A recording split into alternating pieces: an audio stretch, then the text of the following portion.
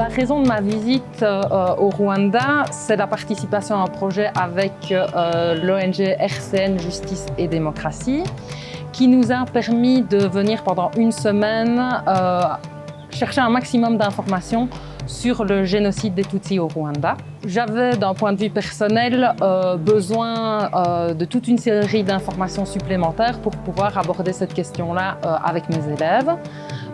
D'un point de vue historique, mais surtout d'un point de vue social, comment est-ce que le pays aujourd'hui a pu se reconstruire, quels sont les mécanismes qui ont été mis en place par le système politique, mais aussi par la population pour faire face à cet événement.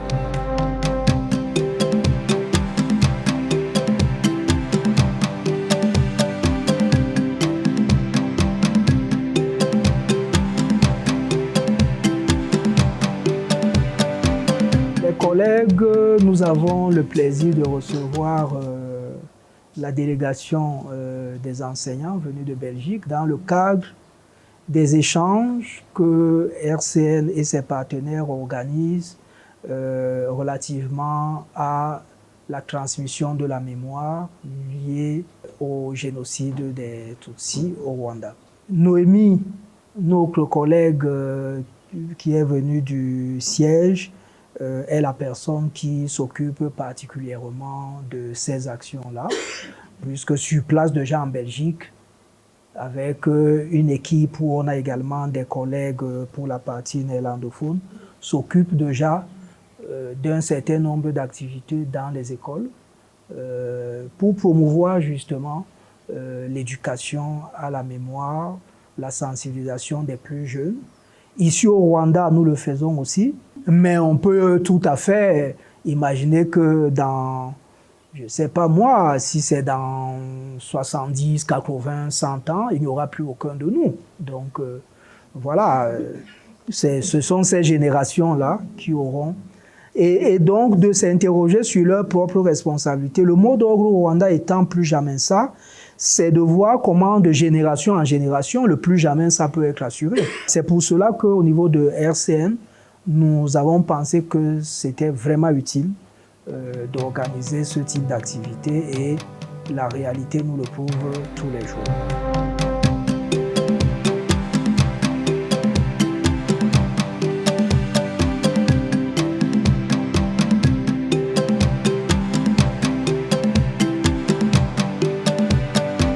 Nous intervenons dans plusieurs domaines, mais qui ont le dénominateur commun, c'est-à-dire qui concourent à la promotion de la paix dans un contexte qui en a besoin. Vous savez très bien que le Rwanda, c'est un pays qui a connu malheureusement le génocide. Il y a de cela bientôt 26 ans, mais c'est vécu comme si ça s'est passé hier. Donc il y a toujours des conséquences fâcheuse du génocide qui a été perpétré contre les Tutsis. Les traumatismes sont toujours là, même si ce n'est pas comme après le génocide, il y a un travail qui a été fait, mais quand même les traumatismes issus du génocide sont toujours là. Alors, s'agissant de notre organisation, comme je vous l'ai dit, c'est vraiment une organisation qui est impliquée dans plusieurs domaines en rapport avec la paix. Ici, vous pouvez voir, nous travaillons pour le rapprochement entre les rescapés du génocide et les auteurs du génocide, qui ont avoué avoir commis le génocide, qui ont demandé pardon, qui ont été libérés, qui vivent sur les collines à côté des victimes du génocide.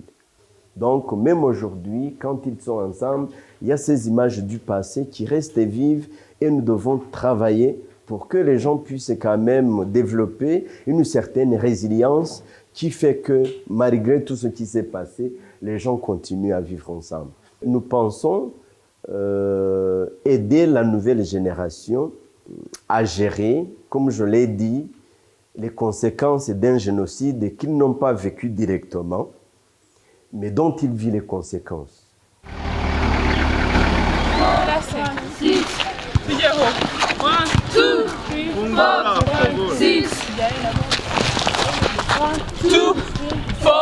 Laura, Campé.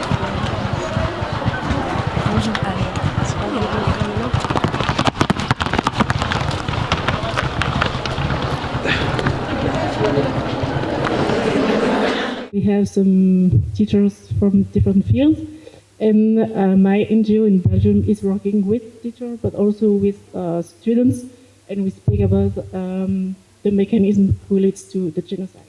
It's very interesting for me to hear how you think it's interesting to speak about it, to make sensible my students about this, because everybody, everywhere in the world is not, it can happen everywhere, I would say. Do you start to speak about it when you're young or later? And is it something difficult for you to speak about? In O-level, they talk about it in history, but in A-level, mostly we talk about it in general studies or even in our clubs differently, but also in our families at home. Some parents try to ignore the question of talking about the genocide. Sometimes they have trauma of talking about it, or some of our parents are the one who killed in the genocide. So not all of them can answer to our question. We fear that they may give you something that you may hate them because of what they did. Je pense que la difficulté peut aussi être basée sur comment les parents ont été affectés. Par exemple, s'ils ont eu, s'ils ont perdu leur famille, leurs amis, ils peuvent vouloir partager ce qu'ils ont vécu pour ensuite que le génocide n'ait pas encore lieu, pour que leurs enfants ne souffrent pas comme eux ils ont souffert. It's really hard when you see that your parents has a disability because of genocide. That's also another impact that has been on us. You are here and you tell us that you come here to learn about genocide of Rwanda. And then I'm asking, why are you now interested in teaching genocide against Tutsi? Tout simplement parce que même chez nous, en Belgique, il y a des tensions, il y a la volonté d'un repli sur soi, il y a le risque du rejet de l'autre parce qu'il est différent. Et donc, c'est important que l'on transmette la mémoire des génocides, vraiment, parce qu'il y a un processus qui existe dans les différents génocides. Et il faut alerter nos jeunes en Belgique. Effectivement, prendre la direction du repli sur soi, c'est une direction qui est très dangereuse. Qui est très dangereuse pour nous aussi. Parce que si vous dites le plus jamais ça, nous aussi, c'est plus jamais ça. Où qu'on soit dans le monde. Et donc cette quête universelle d'un monde à construire, d'un monde de paix qui nous anime. On existe toujours dans le regard de l'autre. Et que venir étudier et venir apprendre de vous toutes ces choses, c'est être mis face à vos blessures. Et être mis face à vos blessures, c'est aussi être mis face à mes blessures. Et ça, c'est donc un voyage qui se prépare, qu'on ne fait pas au hasard et qu'on ne peut pas faire n'importe quand dans sa vie. I'm going to ask if there are students in Belgians are interested in studying about genocide happened in Rwanda. On a dans nos classes en Belgique des élèves qui viennent d'Afrique. Plusieurs élèves. Dans les classes, moi j'en ai vraiment pas mal. Et ces élèves-là, ils ont envie de connaître l'histoire du Rwanda, du Burundi, et donc ils sont intéressés par les questions de génocide. C'est vraiment quelque chose qui les touche, parce que, voilà, ils sont comme vous. Ils ont envie de connaître leur histoire et leurs racines. Moi, j'ai une question. Oui. Cette question est celle-ci. Après avoir eu l'information par rapport à l'histoire du Rwanda, quel est le message généralement allez-vous transmettre à vos élèves? Merci. Alors moi, tantôt, j'ai appris un mot nouveau que je ne connaissais pas. C'est le mot Ubuntu. Vous connaissez Ubuntu? Oui. Alors moi, j'ai envie de dire ça à mes élèves, que ce qu'il y a de fantastique que j'ai découvert au Rwanda, c'est la volonté que vous avez d'essayer de vivre ensemble. Et ça, c'est quelque chose avec lequel je repars et que je vais partager avec mes élèves. Et le message que je fais passer, que nous faisons passer. La différence, ça peut être un frein. Mais la différence, c'est surtout une richesse, une possibilité de s'enrichir les uns les autres. Alors, choisissons donc la richesse, choisissons donc de nous enrichir mutuellement de nos différences. C'est peut-être ça qui construira un monde meilleur.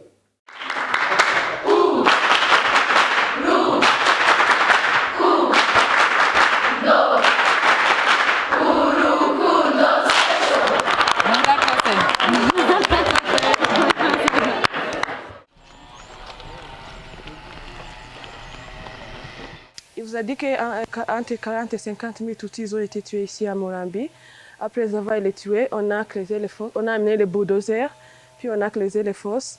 On a mis tous les corps à l'intérieur. En 1995, les corps ils ont été exhumés des fosses communes pour les enterrer d'Inyoma. Celui-ci, on l'a laissé ouvert parce qu'on voulait conserver les signes du génocide. Les futures générations puissent étudier notre histoire tout en regardant comment les signes étaient. En venant ici au Rwanda, j'avais l'impression que c'était une occasion unique pour finalement rencontrer une société qui avait été profondément marquée par justement un génocide qui est toujours encore vivant, perceptible à travers énormément de choses, que ce soit les lieux de mémoire, que ce soit les personnes adultes aujourd'hui. Finalement, il en reste de très nombreuses traces dans la société. Et donc, il me semble impossible de parler des génocides aujourd'hui au XXe siècle sans accorder une place importante au génocide Tutsi au Rwanda. Donc, nous avons visité le site de Murambi, qui est un site excessivement, évidemment, émouvant, puisque donc dans ce site sont conservés les corps de Tutsis qui ont été assassinés. J'ai déjà visité d'autres sites mémoriels en Europe, beaucoup. J'ai été 4 fois à Auschwitz. J'étais dans d'autres camps d'extermination. Ce sont toujours des moments excessivement difficiles, excessivement douloureux. La particularité de Murambi, justement, c'est qu'en plus, à la différence des camps que j'ai visités, les corps sont toujours présents. Donc c'est évident qu'on est traversé par énormément d'émotions. Il n'y a pas de mots. Je dirais qu'il n'y a pas de mots. Il n'y a pas de mots. À un moment donné, les mots s'arrêtent parce qu'il n'y a aucun mot pour dire ça, pour dire ce qu'on ressent et pour qualifier l'horreur de ce qui s'est produit dans ces lieux. Je dansais le matin lorsque le monde fut créé. Je dansais dans la lune, les étoiles et le soleil. Je descendis du ciel et dansais sur la terre à Bethléem. C'est là que je vins au monde. Dansez donc où que vous soyez, car je suis le Seigneur de la danse, a-t-il dit. Et je vous mènerai tous où que vous soyez. Je vous mènerai tous dans la danse, a-t-il dit. Voilà. C'était un bon résumé de la parole de Dieu. Alors, quand on apprend la bonne puissance, on apprend l'hymne de la bonne puissance. Et je vous dis, à partir de maintenant, vous dansez. Vous ne combattez plus. La guerre, c'est terminé. Vous dansez. Il y a un contrat avec le diocèse catholique de Butare pour créer un service d'animation théologique. Et comme la guerre commençait, l'évêque m'a demandé de veiller surtout sur la dimension publique de la foi. Et donc, j'ai cherché des collaborateurs. Donc, il y avait Innocent, qui était catéchiste, Innocent Samosoni. Modeste Mungwarareba est venu 2 ans après. En 1993, on a formé une affaire de 400 personnes. Ils nous ont dit, comme vous êtes en train de nous parler de voie de la paix et qu'on est en guerre, mais si vous êtes courageux, allez parler à l'autre parti en conflit. Allez parler au FPR, au Front Patriotique Rwandais. On l'a fait en octobre 1993, Innocent et moi. Mais tout ce qu'on a fait, évidemment, Ce fut un échec cuisant de tout ce que vous aviez entrepris. Innocent a été tué le 30 avril. Et après, Modeste et moi, on a continué très très tôt, c'est-à-dire vraiment au mois de novembre 1994. On a commencé déjà à former des jeunes gens de toutes les ethnies pour aller sur les collines pacifier les gens. Je leur disais, vous êtes là comme des embrayeurs. Vous devez faire en sorte que l'histoire du pays embraye sur la force de l'évangile. Parce que c'est comme ça que nous avions lu l'échec. Je dis bien l'échec, pour moi c'est vraiment un échec du christianisme dans ce pays. Parce que le génocide a eu lieu au moment de Pâques. Et dans ce moment de Pâques, les gens avaient prié dans les mêmes églises. Et dans ces mêmes églises, des chrétiens ont assassiné des chrétiens. Alors je me suis posé la question, mais c'est quoi? C'est quoi comme foi Comment est-ce que des chrétiens peuvent assassiner des chrétiens dans des églises au moment de Pâques? C'est une question à laquelle on n'a pas encore répondu jusqu'à maintenant.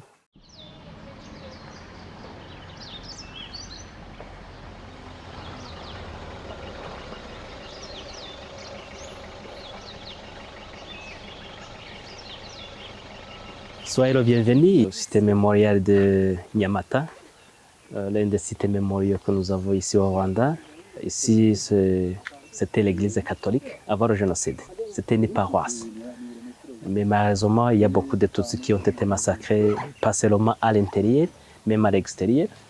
On avait plus de 11 000 personnes qui se sont réfugiées ici pendant le génocide, parce que la plupart d'eux étaient protégés dans la même église. Juste en 1992, le régime Habyarimana, le président qui était en place, même les autorités locales, ils ont massacré beaucoup de Tutsis dans la région de Bugesera. Les gens qui étaient aux alentours, juste tout près de cette église, ils sont venus ici, se sont réfugiés dans cette église. Ils ont été vraiment protégés par une dame italienne qui était ici comme une missionnaire. Elle s'appelle Antonia Locatelli. Malheureusement, la dame, elle a été fusillée. Elle a été massacrée. C'était le 9 mars 1992. Du 9 avril 1994 au 14 avril, le dernier jour de la vie ici, beaucoup de milices, les Interahamwe, les soldats, ils sont venus ici. Ils ne fait que jeter beaucoup de grenades, ils fusillaient les gens à l'extérieur. Et puis, les Interahamwe sont venus après pour finaliser. Nous avons visité 3 mémoriaux différents qui étaient chacun organisés de manière très différente, mais chaque fois avec un grand respect des rescapés, un grand respect des victimes. Et ça m'a émue parce qu'on sentait vraiment le souhait de rendre un peu d'humanité à ces personnes, mais aussi d'être des lieux de transmission d'une information vraie et d'une information accessible à tous. Donc je retiens ça, j'ai été particulièrement émue par la visite des 3 mémoriaux parce qu'on y voit des choses très fortes.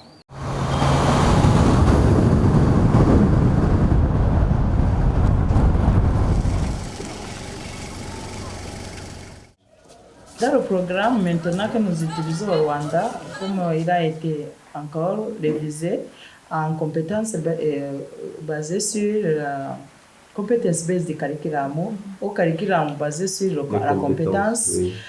Il faut souligner grandement que le chapitre, à part de ce chapitre qui est donné en histoire, le sujet du génocide est donné aussi dans d'autres cours comme sujet transversal. Oui, oui. Oui. Quand nous étudions le génocide rwandais, nous n'oublions pas qu'il y a eu d'autres génocides dans le monde. Nous comparons les conclusions internationales qui ont été prises et puis aussi pour les intégrer dans notre contexte, pour éduquer les futurs Rwandais dans son contexte, bien sûr, tant national qu'international. Autres thèmes qui sont maintenant des thèmes sur lesquels on doit s'intéresser aussi. Vous avez dit le genre, le développement, la bonne gestion, l'environnement. C'est quoi les autres? Les autres sujets transversaux que nous devons donner au cours. la santé sexuelle, inclusive education, éducation pour tous, et la culture de la standardisation. Moi, je voulais peut-être vous demander quels sont les principaux défis en tant qu'enseignant vous rencontrez. Tout à l'heure, vous avez posé la question, les principaux défis que vous rencontrez en tant qu'enseignant quand vous enseignez. Parfois, vous trouvez des enfants qui ont des informations qui sont fausses, qui sont pas correctes, et qui puisent chez eux dans la société. Alors, à vous de les changer, de leur donner des vraies informations. Ça, c'est le premier défi. Changer et inculquer d'autres idées qui sont correctes, c'est pas facile. Deuxième défi, c'est l'âge qu'ils ont, de comprendre comment étaient les Rwandais pendant ce génocide, la situation qui était là. Le Rwandais, il était quoi? Qu'est-ce qu'il avait bu? Qu'est-ce qu'il a appris pour pouvoir faire ces atrocités? Est-ce que c'est facile d'aborder une thématique aussi sensible alors qu'on est directement concerné par la problématique en soi? Ce n'est pas facile. Parfois, ça demande... On essaie de changer, de se mettre dans la situation. Parce que quand on est enseignant en général, on enseigne, mais on essaye d'oublier tout ce que tu étais avant, tout ce que tu es, tout ce que tu as vécu, tout ce que tu as connu pour être quelqu'un d'autre. Et je pense que c'est pour tout le monde, pour tout enseignant. Il doit changer quand il est devant les élèves. Alors, c'est ça, c'est ce bagage qui nous aide à surmonter. Oui, c'est un défi, oui, qui demande... Oui, on se déplace, on donne le message qu'il faut donner. La CNLG est la seule institution de l'État qui est chargée de ce qui est en rapport avec le génocide et la mémoire. Donc, il contribue dans toutes que ce soit les recherches, que ce soit les programmes de l'enseignement, les organisations de la mémoire. Donc, il se soucie de tout ce qui est lutter contre le génocide et la mémoire. Donc, en collaboration avec le Rwanda Education Board, il prépare ce programme que les enseignants utilisent. Il donne la formation pour que les enseignants puissent s'exprimer librement devant les élèves. Aussi, les enseignants nous aident pendant la commémoration. Ils rejoignent la population pour donner les dialogues préparés pendant la semaine du deuil national. Donc, tout ce qui est en rapport avec le génocide doit être approuvé par la Commission nationale de lutte contre le génocide.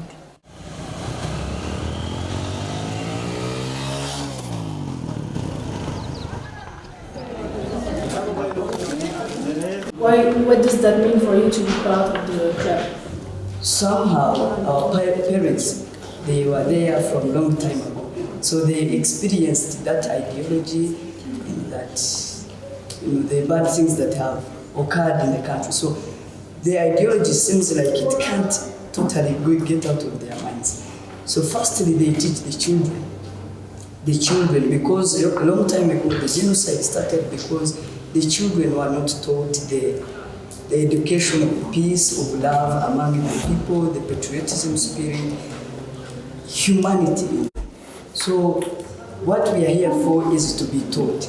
They teach us, they guide us, they tell us, this is good, this is what led the country to the hell that we have got from, and this is what we should do in order to not go back to the hell, but to increase our development through the unity of our people. We were like the Hutu, the Tutsi, and the Twa, but right now, currently as Rwandans, we're just one thing. Rwandans. There isn't anything like ethnicity in us anymore. That's the same thing that applies to us here in Never Again Rwanda. Qu'est-ce qui est vraiment important à dire à nos élèves en Belgique sur ce génocide? C'est quoi le message pour eux le plus important? ikintu numva mwakigisha abanyeshuri banyu nkabigisha kugira ubumwe gukorera hamwe ndetse no kutavangura cyane cyane mu kwita ku ngaruka zayo za jenoside. You may teach them to avoid dehumanization. This dehumanization is the way to name your friends, naming him or her like snake, cockroach. Those names influence the one who named her or him to kill him like he kills a snake or cockroach. The lessons that I would encourage teachers of Belgium to teach my fellow students about genocide against the Tutsi. They should know that it was a genocide that was prepared. The genocide was mainly done by we, the youth, those that were strong, those that were able, those that were supposed to be the ones, encouraging peace, those that were supposed to be useful to our country, they're the ones that distracted it. They should also know its consequences. We lost students, we lost relatives, neighbors, beloved ones, but there is hope. So the hope of unity, the unity that we have starting within the schools, that hope of togetherness, of unity, of peace, of love among Rwandans is the one that holds us together and strengthens us. Je pense que les enseignants peuvent apprendre à leurs élèves belges tout à propos du génocide et ne rien omettre. À propos de chaque manière qui ont été utilisées, chaque chose qui ont été faite, pour que les élèves puissent savoir absolument tout et qu'arriver quelque part, n'importe où dans le monde, personne ne peut leur mentir en disant que, par exemple, c'est nous qui avons tout inventé et que rien n'a été fait par eux. Donc en enseignant absolument tout sur le génocide, ils peuvent faire en sorte que ça n'arrive pas et qu'ensuite, nous et les Belges, nous puissions être unis et faire en sorte que dans le monde, il n'y ait aucun génocide.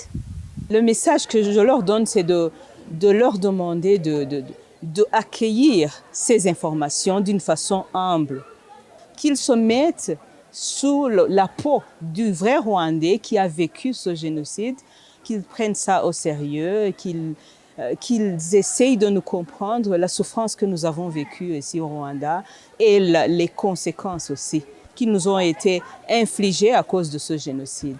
Le génocide était mal au-dessus de tout le mal qui existe. J'appellerai tout le monde à lutter contre le génocide et surtout à comprendre les rescapés du génocide parce qu'ils ont souffert d'une souffrance qui n'est pas exprimable pour quelqu'un qui n'est pas prêt à écouter. On a eu la possibilité de rencontrer des témoins, d'avoir des témoignages. On est allé rencontrer les enseignants et les élèves. Ce qui m'a frappé particulièrement, c'est l'incroyable résilience dans laquelle la population rwandaise semble être, la place qui est accordée aujourd'hui au discours d'unité. Les élèves ont répété de nombreuses fois à quel point il ne fallait pas discriminer et accentuer les différences. Ce qui me frappe le plus, c'est cette volonté d'aller de l'avant. La modernité et l'universalité du message. On entendait ici dans les méthodologies utilisées, on parle de l'importance de l'empathie, on parle de l'éducation à la paix. Toutes ces méthodologies sont utilisables et importantes chez nous aussi.